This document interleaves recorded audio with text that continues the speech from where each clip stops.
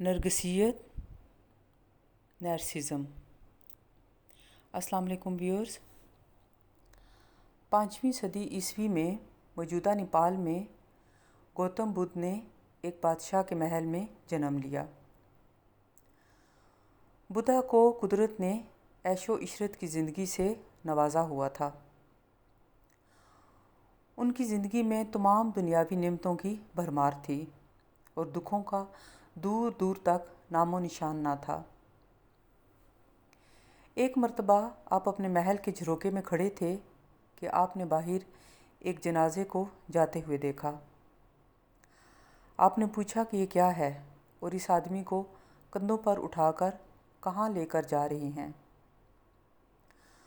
انہیں بتایا گیا کہ یہ شخص مر گیا ہے اور اس کی آخری رسومات کی ادائیگی کے لیے اسے لے کر جا رہے ہیں۔ بدھا نے زندگی میں اس سے پہلے موت کو نہیں دیکھا تھا۔ ان کے لیے یہ منظر بہت تکلیف دہ تھا کہ ایک شخص کی کس طرح زندگی ختم ہو جاتی ہے اور اس کے گھر والے اور دیگر چاہنے والے دکھ سے روتے ہیں لیکن کچھ نہیں کر سکتے اور اسے بے بسی سے رخصت کر دیتے ہیں۔ رات کو بدھا نے اپنا شاہی لباس اتار کر عام لباس پہنا اور اپنی جوان سال بیوی، چند دن کے بیٹے اور شاہی محل کو خیر باد کہہ کر جنگل کی راہ لی۔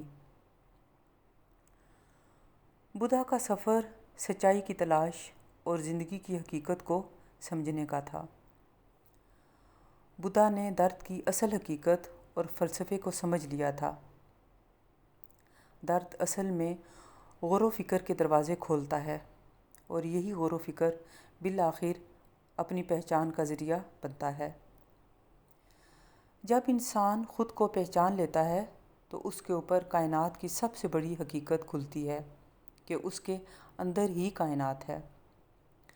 وہ سمندر کا وہ قطرہ ہے جس کی ماہیت اور اصل سمندر ہی ہے۔ بدھا 6 سال تک نروان کی تلاش میں رہا اور بالآخر اسے برگد کے درخت کے نیچے نروان حاصل ہوا۔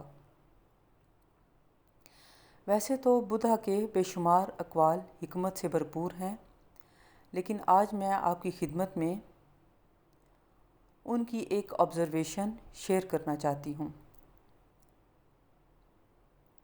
آپ فرماتے ہیں کہ جانور اور پرندے انسانوں سے بہت سے امور میں بہت بہتر اور ڈسپلنڈ ہوتے ہیں۔ جانور اور پرندے فطرت کے مطابق زندگی گزارتے ہیں اور انسانوں کی طرح لامحدود خواہشات اور ہوس کا شکار نہیں ہوتے۔ جانور شکار اسی وقت کرتے ہیں جب وہ بھوکے ہوں۔ جب ان کا پیٹ بھرا ہو تو وہ شکار کی طرف نہیں دیکھتے۔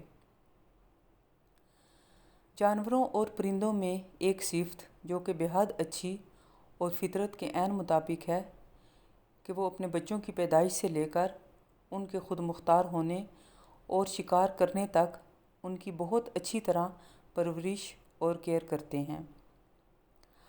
خاص طور پر مادہ پرندے اور جانور اپنے بچوں کے قریب بھی کسی کو نہیں پھٹکنے دیتے۔ اپنے بچوں کی جان کی حفاظت ان کی پہلی ترجیح ہوتی ہے۔ لیکن جو ہی بچے انڈیپینڈنٹ ہو جاتے ہیں اور زندگی گزارنے کے ضروری امور میں ماہر ہو جاتے ہیں تو ان کے پیرنٹس ان کو چھوڑ دیتے ہیں۔ پرورش کے اس عمل میں وہ بچوں میں برابری اور مساوات کے اصول پر عمل کرتے ہیں۔ چھوڑنے کے بعد اگر کبھی ان کا آمنا سامنا ہو بھی تو ان کو دیکھ کر اندازہ لگانا مشکل ہوتا ہے کہ ان کا آپس میں والدین اور اولاد کا تعلق رہ چکا ہے۔ انسانوں میں 2 طرح کے گروہ پائے جاتے ہیں۔ ایک خود پسند یا نرگسیت کے شکار لوگ، جنہیں انگریزی زبان میں نارسسسٹ کہا جاتا ہے۔ ان کے مقابلے میں دوسرا گروہ ہمدرد لوگ یا ایمپیتھ لوگ ہیں۔ خود پسند یا نارسسسٹ پیپل اپنی ذات سے آگے कुछ नहीं देख पाते। उन्हें ये खुशफहमी होती है कि इस दुनिया में सबसे अहम ज़ात सिर्फ उन्हीं की है। बदकिस्मती से ये बात महज ख्याल तक ही महदूद नहीं रहती, बल्कि वो अपने से जुड़े रिश्तों से भी यही डिमांड करते हैं कि उन्हें ही अहमियत दी जाए।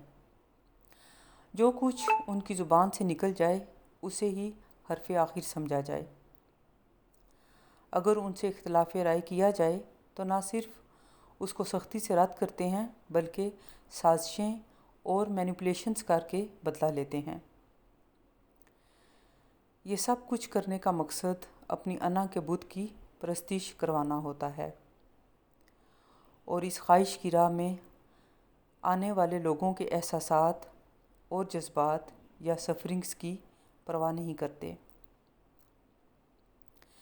ये लोग हमें अपने आसपास रिश्तेदारों और दफ्तरों वगैरह में आम नज़र आते हैं। खुद पसंद लोग जब माँ बाप बनते हैं तो बच्चों को भी अपनी अना की भेंट चढ़ा देते हैं, क्योंकि ये उनकी फितरत और आदत बन चुकी होती है। इनमें सगे और सुतेले वालदैन या वालदैन में से कोई भी एक शामिल हैं।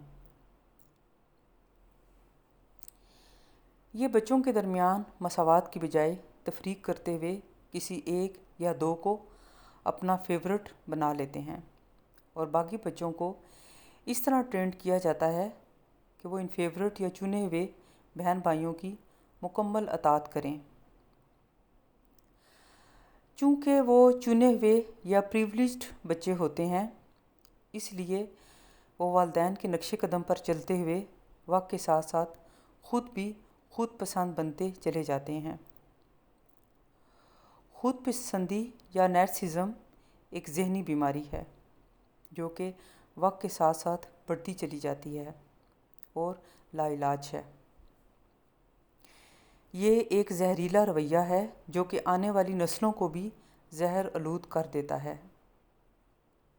दूसरी जानिब एम्पैथ या हमदर्द लोग हैं जो कि सारी ज़िंदगी दूसरों के जूतों में पाँव रख कर ज़िंदगी गुजारते हैं और इस तरह ज़िंदगी गुजारते हुए उनके पाँव बदस्तूर ज़ख्मी होते रहते हैं। ये दूसरों की दिलजोई और ख़ुशी के लिए अपनी ज़ात को पसे पुश्त डाल देते हैं।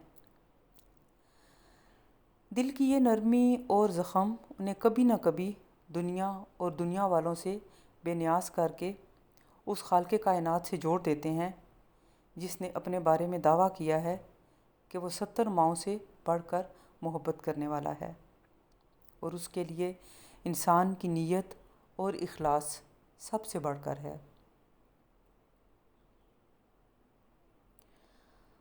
दुनियादारों की नज़र में जो शख्स जितना ज़्यादा ऐबदार होता है, अल्लाह के दरबार में उसकी उतनी ज़्यादा कीमत लगती है। आप सबका बहुत शुक्रिया। अल्लाह हाफिज़।